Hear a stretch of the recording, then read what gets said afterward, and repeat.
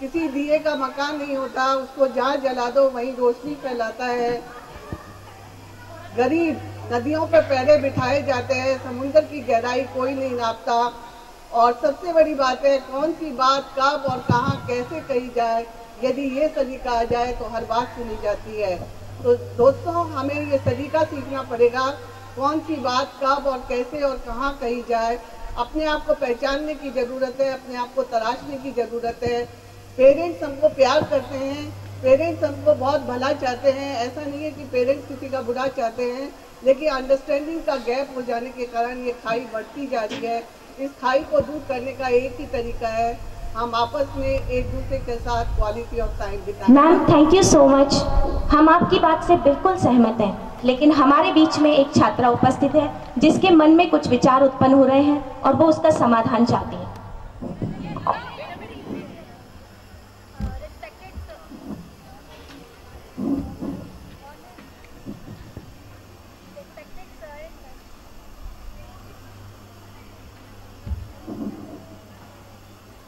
Hello. Respected sir and ma'am, myself Ekta Tohania from BCom final year। Ma'am, मेरा प्रश्न यह है कि हम नॉर्मली लाइफ में देखते हैं कि हमारे पेरेंट्स की एक्सपेक्टेशंस इतनी ज़्यादा हायर होती है, अगर बच्चे उस एम तक पहुंच नहीं पाते, उसे कंप्लीट नहीं कर पाते, तो वो डिप्रेशन का शिकार होते हैं और डिप्रेशन के कारण वो सुसाइड करने का सोचते हैं। तो हम इस सिचुएशन में ना पहुँचे तो हम ऐसा क्या करें कि हम इस सिचुएशन अगर पहुंच चुके हैं तो हम इससे बाहर कैसे आएं? पहली बात तो पहुंचना ही नहीं चाहिए, और यदि पहुंच गए हैं तो काउंसलिंग करवाने की ज़रूरत है। टाइम टू टाइम हम सबको काउंसलिंग की ज़रूरत होती है। कई बार हमारा रास्ता चूक जाता है और रास्ते पे लाने के लिए अपने आप को किसी ऐसे काउंसलर के पास जाना चाहिए जिससे कि वो हमें सही दिशा दिखा सके।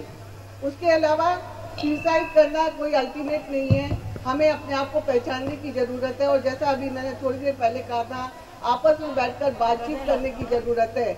अब आपका प्रश्न ये हो सकता है कि वो सुनते ही नहीं है हमारी, जब भी हम कहते हैं कि तुम्हारी तो आदत पड़ गई है। आई नो पेरेंट्स क्या क्या बोलते हैं, हम भी पेरेंट्स हैं, लेकिन बच्चों जब हम यदि अपनी बात समझाने की कोशिश करें, तरीके से समझाएं, तो हर पेरेंट्स हमारी बात को सुनते हैं। Sorry ma'am, sorry to interrupt. Myself Pooja Sharma from BCom final year. Ma'am, my question is, normally we used to say our parents say that see this child, he has scored 90%. Beautiful. Yes ma'am. Comparison करता है हमेशा parents एक दूसरे को। Yes ma'am. Ma'am, my question is, how can we convince our parents not to compare us with others? Very good point. हम parents की सबसे बड़ी गलती होती है कि बच्चों को बुआ के बच्चों से, मामा के बच्चों से, पड़ोसी के बच्चों से हमेशा कंपेयर करते हैं। और जब बड़ी बुआ घर पे आती है तो कहते हैं देखो मेरे बच्चों ने तो ये कर लिया, तुमने अभी तक कुछ भी नहीं किया, तुम क्या करोगी, कुछ नहीं कर सकती हो। उस समय इतना बुरा लगता है कि काटो तो खून नहीं, जवाब दो तो कहते हैं बड़ों को जवाब दे रहे हो, और जवाब नहीं दो तो अंदर ही अंदर खालते हैं। तो इसका बेस्ट तरीका है कि पेरेंट्स को लेके कहो कि जो मैं हूँ, मैं ये हूँ, मेरी ये क्वालिटीज है। हाँ, ये भी नहीं होना चाहिए कि असर्टिव और इतने एग्रेसिव हो जाओ और एरोगेंट हो जाओ, वो नहीं होना चाहिए। और यदि आप एरोगेंट नहीं हो तो पेरेंट्स आपकी बात को एक्सक्यूज मी मैम, बच्चे ने जो पूछा कि काउंसलिंग की ज़रूरत है, आपने भी बताया, और सुसाइडल केसेस तक पहुंच जाते हैं, तो क्या कहीं ना कहीं स्वीट किलर जो मीडिया है वो तो बच्चों को प्रेरित नहीं कर रहा है इस चीज़ के लिए?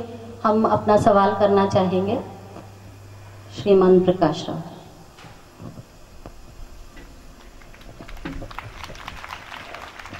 नमस्कार। एक बड़ा ज़बरदस्त सवाल मीडिया के सामने उठाया है, लेकिन मेरा कहना है युवा पीढ़ी लगातार जब से सृष्टि की रचना हुई है, माता पिता और जो उनके बच्चे लगातार रहे हैं, लेकिन हमने देखा है कि समय समय पर इस युवा पीढ़ी ने समाज की धार को बदल दिया है। हमने लेटेस्ट देखा है दिल्ली के चुनाव में किस तरह से बाजी को पलट दिया है। तलवारों की धारों पर इतिहास रचाया जाता है, जिस ओर जवानी चलती है उस ओर जमाना चलता है। जब तक हमारे मन में इस बात का एक मजबूत विश्वास नहीं होगा कि हम समाज और इस देश को अपनी दिशा में मोड़कर ले जा सकते हैं, तब तक मुझे लगता है कि ये डिप्रेशन के शिकार होंगे और हम माँ बाप के विचारों के साथ क्लैश करते रहेंगे। हमारे मन में एक बड़ा जबरदस्त मजबूत विचार होना चाहिए, एक कॉन्फिडेंस लेवल होना चाहिए। और उस दौरान में अगर उस बीच में हमारे सामने मीडिया जैसे अवरोध भी आए तो हम उसको पार कर सकते हैं। बाल कवि बैरागी की एक कविता है, मैं इसलिए ये बताना चाहता हूँ क्योंकि आज हमारे सामने समस्याएं जो बड़ी पैदा हो रही हैं वो मीडिया के कारण या हमारे पेरेंट्स के कारण नहीं, वो हमारी कमजोर मानसिकता के कारण हो रही है। क्योंकि हमारी कोई दिशा तय नहीं है, हमारी निष्ठा तय नहीं है, हमारे विचार तय नहीं है, विचारधारा तय नहीं है, हमारा लक्ष्य तय नहीं है। ये सब चीजें जब नहीं होती हैं तो बहुत दिक्कत आती है। सर हम बिल्कुल आपकी बात से सहमत हैं, लेकिन मेरे मन में एक प्रश्न उठ रहा है कि आप कह रहे हैं मीडिया की कोई जिम्मेदारी नहीं है, लेकिन एक बात बताइए, हम आजकल एड्स देखते हैं, आपकी क्वेश्चन होता है धूम्रपान वगैरह का हम ऐड देखते हैं, सिगरेट्स का ऐड देखते हैं, अल्कोहल का ऐड देखते हैं, वो इतने अट्रैक्टिव होते हैं, उनके नीचे सिर्फ एक छोटा सा कैप्शन आता है कि this is injurious to health. तो वो कहाँ तक आप सही मानते हैं इस चीज को कि आप एक बहुत अट्रैक्टिव ऐड दे रहे हैं, उसके नीचे आपने एक कोटेशन देके, एक क्वेश्चन देके आपने अपनी जिम्मेदारी पूरी कर ली। मैं बिल्कुल सही बात कह रहा हूँ कि मीडिया को आप मान लीजिए कि प्राचीन काल के राक्षस की तरह मीडिया इस समय हो गया है, लेकिन उस समय भी राक्षस से मुकाबला करके राम ने और जिस तरह से कृष्ण ने राक्षसों का अंत किया था, तो अगर हमारे मन में एक जबरदस्त आत्मविश्वास है, युवा इस देश को बदलना चाहता है, इस विचार को बदलना चाहता है, मीडिया को बदलना चाहता है तो बदल सकता है। लेकिन सवाल जब उठता है कि जब हम मीडिया में इस तरह की चीजें दिखाते हैं, आजकल एक मैं लेटेस्ट बता रहा हूँ, एक AIB करके एक शो का हुआ है जिसके ऊपर प्रतिबंध भी लगाया है, वो जो विदेशी जो शो है उसकी कॉपी हो रही है। और अगर हम उसको आज नेट पे सब उपलब्ध है, हम देखते हैं तो पता लगता है युवा आजकल चुप के उसी जो वेबसाइट को है देखे जा रहा है। आखिर में कहीं ना कहीं हमारे मन में भी कमजोरी है। ये कमजोरी इसलिए नहीं है कि मीडिया में कोई ऐड दिखाए जा रहे या समाज में कुछ गलत लोग आगे आ गए या दूसरे इस तरह के गलत साधन उपलब्ध हो गए। असली बात तो यह है कि कहीं ना कहीं हमारे संस्कारों में कहीं ना कहीं कमी आ रही है, हमारी निष्ठाओं में कमी आ रही है, हमारे अध्ययन में कमी आ रही है, हमारे विचारों में कमी आ रही है। वास्तव में देखा जाए तो बाकी पंकज जी और ज्योति जी हमारे साथ बैठे हैं, हम आपकी बात से पूरी तरह से सहमत हैं। क्या कहीं ना कहीं वैल्यू बेस्ड एजुकेशन की वजह से जो उसकी कमी हमारे करिकुलम में है, मैं ज्योति किरण जी से पूछना चाहूँगी कि क्या कहीं ना कहीं वैल्यू बेस्ड एजुकेशन की कमी हायर एजुकेशन में है, उसके वजह से तो ये प्रॉब्लम्स नहीं आ रही है?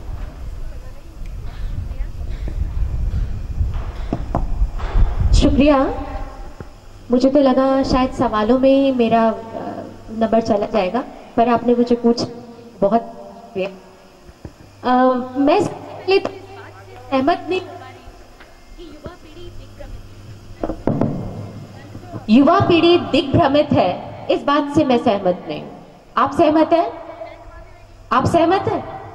मेरे सामने पूरे युवा दमकते हुए चेहरे बैठे हैं, आप सहमत हैं कि आप दिग्भ्रमित हैं? बिल्कुल नहीं है। ये कतई सोचना गलत है। मैं केवल इतना कहूंगी कि दिशाओं के चुनाव आपके पास बहुत से हैं और इतिहास साक्षी है। इससे पहले इतनी दिशाएं थी कब? इतना प्रखर मीडिया था कब? इतना एक्सपोजर था कब? इतने चुनाव थे कब?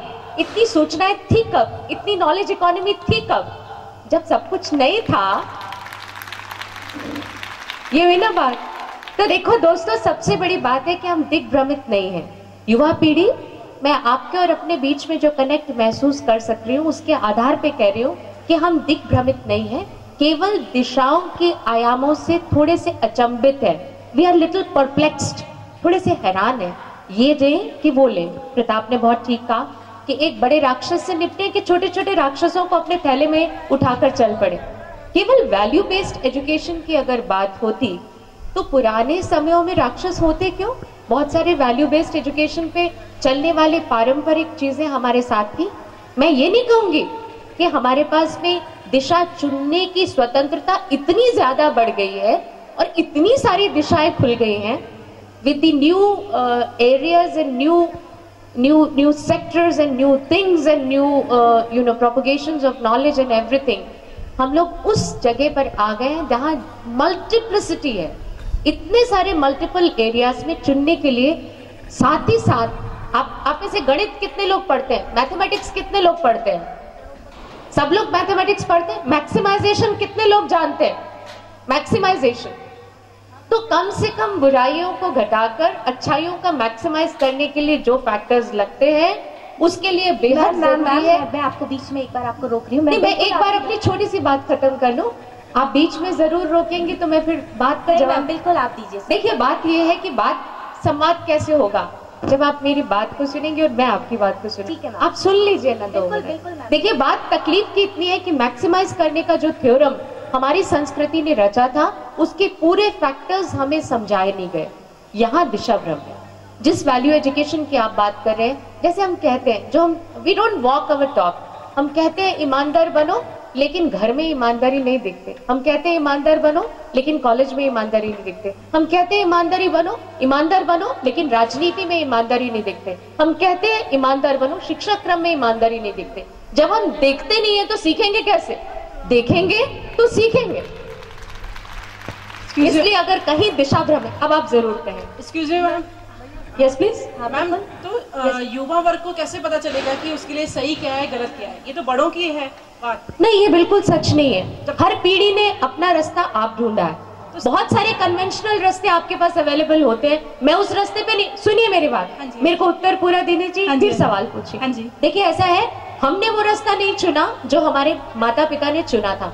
हमारे माता पिता ने हमारे सामने रास्तों के आयाम खोल के रख दिए। शिक्षकों ने भी ये काम किया, लेकिन रास्ता हर आदमी को अपना खुद का तय करना पड़ता है। किसी का रास्ता, ये कोई टेलर मेड रास्ता नहीं होता कि ये रास्ता है, इसमें 2 नंबर पे इतनी पगडंडी आएगी, 3 नंबर पे ऐसे घूमना है, 4 नंबर पे ऐसे घूमना है। कोई नेविगेशनल डिवाइस, कोई GIS अवेलेबल नहीं है।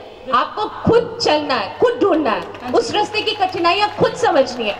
फिर भी रास्ता चलने के लिए जो पाथेय संस्कारों का है, जो हमारी शिक्षा हमें देती है, हमारे पुराने संस्कार हमें देते हैं, और नए संस्कार जो हम हासिल करके लेते हैं, that is what education is. जो आपको लिबरेट करती है, बांधती है वो शिक्षा नहीं, जो लिबरेट करती है वो शिक्षा है। और लिबरेशन ऐसा नहीं जैसा वेस्ट का लिबरेशन है। लिबरेशन वो विद्या सा विमुक्तये, यानी विद्या वो है जो मुक्त करती है। किससे? अज्ञान से, अंधकार से। जो व्यक्ति प्रकाशित है उसको रास्ता खुद ही पता लगेगा। मैं आपकी बात से सहमत हूँ मैम। Thank you ma'am. हमारे बीच में एक और क्वेरी है जो आपसे प्रश्न पूछना चाहते हैं। Good afternoon ma'am. जी। आपकी बात से मैं बिल्कुल सहमत हूँ कि आपने ये बताया नेगेटिव और पॉजिटिव अट्रैक्शन हर युग से चला आ रहा है। जी। जैसा कि आपने बताया, मैं ये पूछना चाहती हूँ। पहले अपना नाम तो बताइए। Ma'am, my name is Ragini. Okay. और मैं ये पूछना चाहती हूँ कि अभी जो वेस्टर्नाइजेशन का प्रोसेस चल रहा है इंडियन सोसाइटी में, अभी हम ट्रांजैक्शनल पीरियड में हैं। हम इंडियन ट्रेडिशन को धीरे धीरे भूलते जा रहे हैं और एडॉप्ट कर रहे हैं वेस्टर्न कल्चर को, चाहे वो ड्रेसिंग पैटर्न हो, चाहे वो lifestyle, food habits, education and. What is your question? मैं ये पूछना चाहती हूँ, वेस्टर्नाइजेशन कहाँ तक इफेक्ट कर रहा है हमारी युवा पीढ़ी को, और क्या वेस्टर्नाइजेशन एक कारण है इसका दिग्भ्रमित होने का? वेस्टर्नाइजेशन हमको बहुत अफेक्ट कर रहा है, ये सच है। बट हमारी सभ्यता में, हमारे संस्कार में, हमारी समझ में, अभी देखिए ना, हम लोग वापस जीन्स पहनकर फिर से एथनिक साड़ी पर लौट आए ना। हमारी सभ्यता में, हमारे संस्कार में, हमारे मूल्यों में, हमारी संस्कृति की पहचान में इतना दम है कि इसको कोई ऐसा चैलेंज खत्म नहीं कर सकता। हमारी चीजों में इतनी शाश्वतता है, इतनी निरंतरता है, इतना स्वास्थ्य है, इतनी ऊर्जा है कि हमें समाप्त करना क्या कारण है? बहुत सारी यूनान, रोम और सबकी सभ्यताएं खत्म हो गई और हिंदुस्तानी तहजीब लगातार आगे चल रही। कुछ तो बात होगी ना रागिनी जी। बहुत धन्यवाद। Thank you ma'am. इसी कड़ी में मैं एक बात आपसे और पूछना चाहूंगी कि राजनेता समय खा जाते हैं। नहीं, बिल्कुल, मेरा आपसे बात से मैं बिल्कुल सहमत हूँ कि हमारी युवा पीढ़ी दिग्भ्रमित नहीं है। आप थोड़ी असहमति भी दिखाइए ना। मैम, बात तो सुनिए, मैं यही कह रही हूँ, आगे मेरा प्रश्न है। मैं बिल्कुल आपकी बात सहमत हूँ कि आप कह रहे हैं कि मैं दिग्भ्रमित नहीं है युवा पीढ़ी, लेकिन फिर भी मेरा जो अगला प्रश्न है वो पंकज जी से है कि सर, आए दिन न्यूज़पेपर में हमें वायलेंस की, चेन स्नेचिंग की, रेप की, मर्डर की केसेस सुनने को मिलते हैं और उसमें मैक्सिमम टाइम इन्वॉल्वमेंट हमारी युवा पीढ़ी का होता है। इसका क्या कारण है?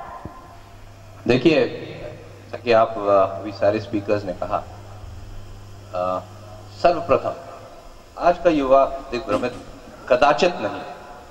आज आपके पास इतनी चॉइसेस हैं, आज आपके पास वो एवेन्यूज हैं, दुनिया आपकी मुट्ठी में। एक साधारण उदाहरण देना चाहूँ, हमारे ज़माने में यदि लाइब्रेरी में 3-4 किताबें होती थी और किसी व्यक्ति ने शुरू में इशू करा ली तो हमको किताबें नहीं मिलती। आज आपके समय में यदि आप किताबें चाहे नेट पे पढ़ लें, किसी प्रकार से पढ़ लें, कहीं पढ़ लें, बहुत बहुत अंतर आ गया है, आपके पास चॉइस है। दूसरी चीज, वेस्टर्नाइजेशन की बात आपने की, किसी भी चीज को हम ब्लैक और व्हाइट में कदाचित ना देखें। हर चीज में कुछ अच्छे पहलू होते हैं, कुछ खराब पहलू होते हैं। आपके माँ बाप के प्रेशर के बारे में आपने बात की, किस किस प्रकार से आप पे प्रेशर्स पड़ते हैं।